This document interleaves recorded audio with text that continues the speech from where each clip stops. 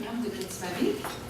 Et je suis là pour vous présenter le programme EcoStage qui deviendra le principal programme de Katimavik à compter de juillet 2012.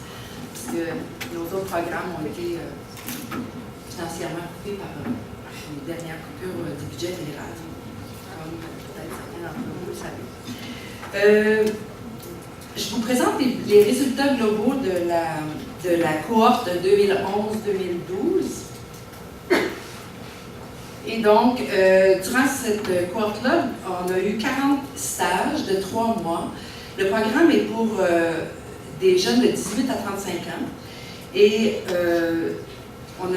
ça se fait dans 5 communautés, Baie-Comeau, Rimouski, Montréal, Baie-Saint-Paul et Québec, durant l'année. Et ces jeunes-là ont travaillé au sein de 34 organismes communautaires qui ont offert 40 mandats de stage dans les domaines de l'environnement, des domaines aussi variés que la biodiversité, l'éducation relative à l'environnement, l'alimentation, l'agriculture, l'efficacité énergétique, l'eau, l'aménagement urbain et la gestion des matières résiduelles.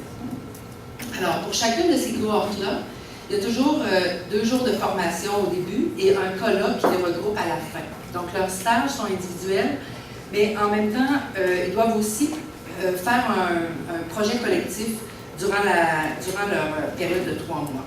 Donc, la formation est axée sur des grandes composantes de l'éco-citoyenneté qui ont été développées par le professeur Marc Boutet.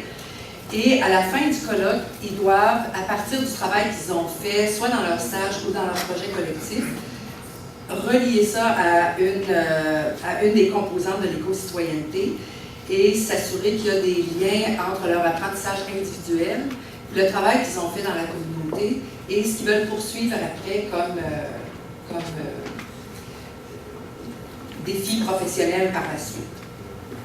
Durant l'année, on a aussi créé le RAPESC, qui est le regroupement des jeunes. On a 200 anciens qui ont participé au programme EcoStage à date.